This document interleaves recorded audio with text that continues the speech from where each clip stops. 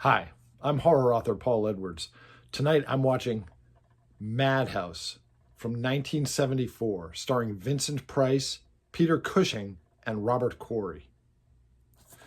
Madhouse was a meta horror film more than 20 years before the movie Scream.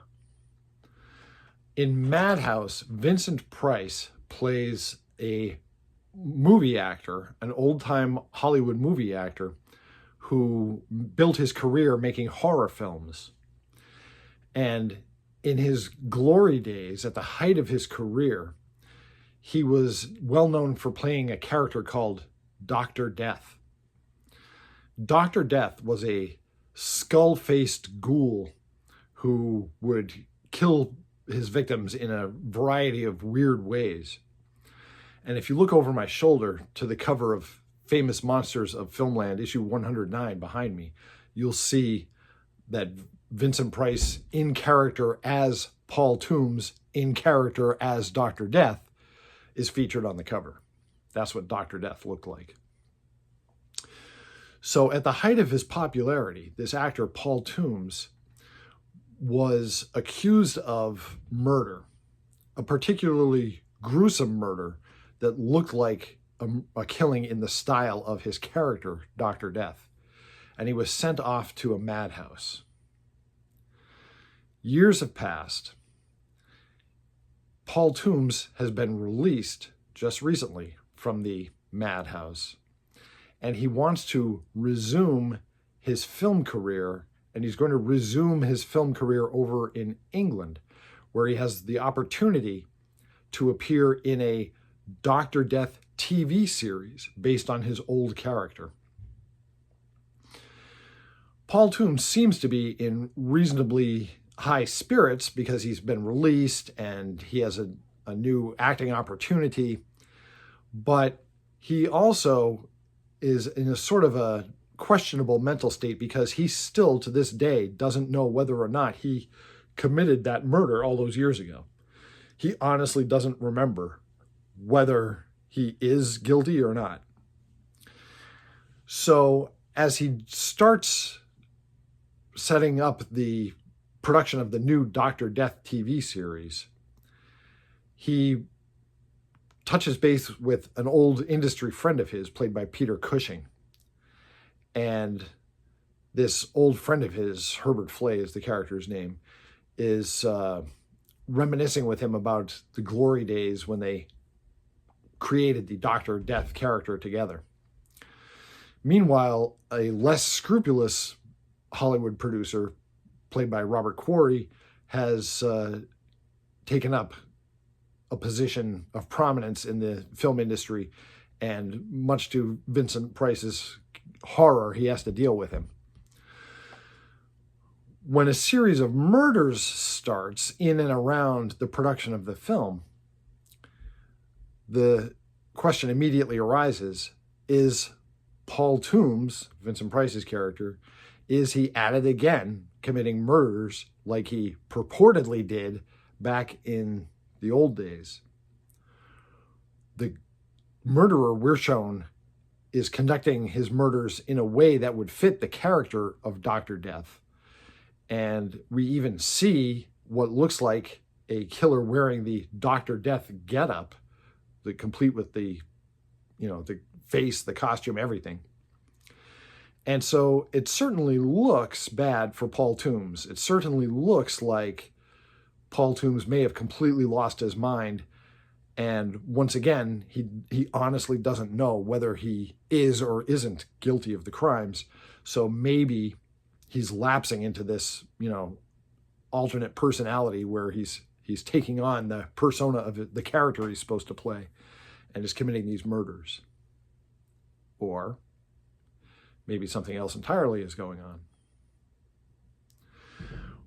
While we're watching the return of Paul Toombs to the film industry, we're shown a lot of movies that Paul Toombs had been in back in his glory days.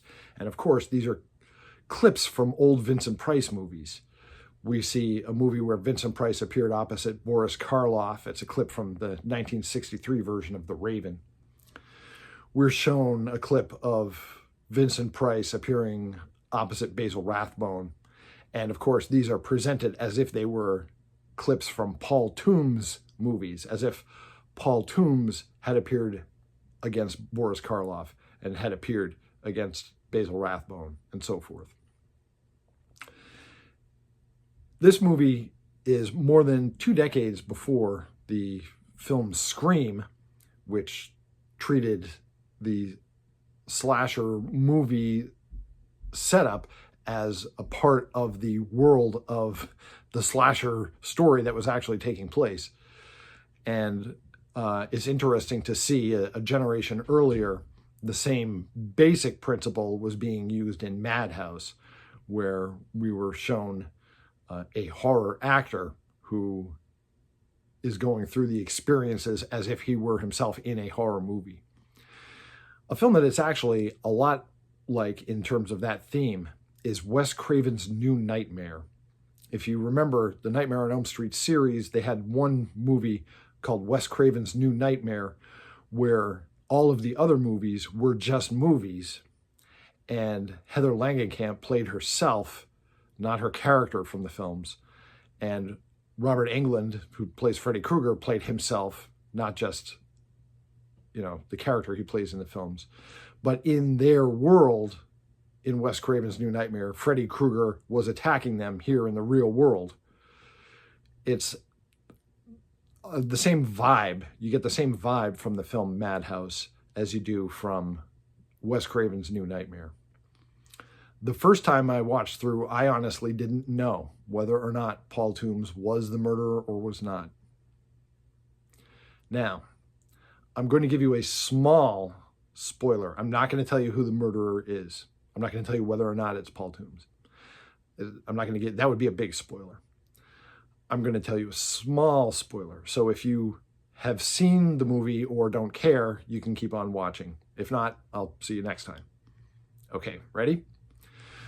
There is a character in this film called Julia who has Final Girl written all over her. She's a young woman, a smart, capable, proper but accessible young woman who is very suspicious of what is really going on here.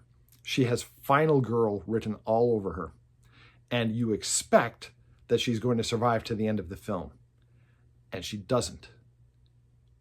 She's murdered deep into the film, but she doesn't make it to the end. And it's bewildering because you absolutely expect that she's going to make it to the end and she's going to be possibly the last character standing.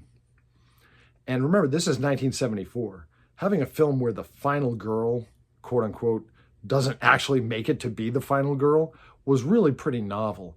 And yes, Alfred Hitchcock had done it in 1960 in Psycho, but still, it was certainly not something that was expected. It was certainly unconventional. It's interesting because in one of my published novels, and I'm not going to tell you which one because that would ruin it, but in one of my published novels, I have a character who certainly looks and feels like she's going to be the final girl, and she does not survive to the end of the story because I also was playing on the expectation that, this character is going to be the last one standing at the end. And so I did kill off a final girl in one of my books, but I'm not going to tell you which one, so it won't be ruined for you in case you happen to read that particular book. Speaking of which, if you're a big fan of classic monsters and vintage horror, you should check out my book series, the Mourner's Woods books. I'm self-published on Amazon.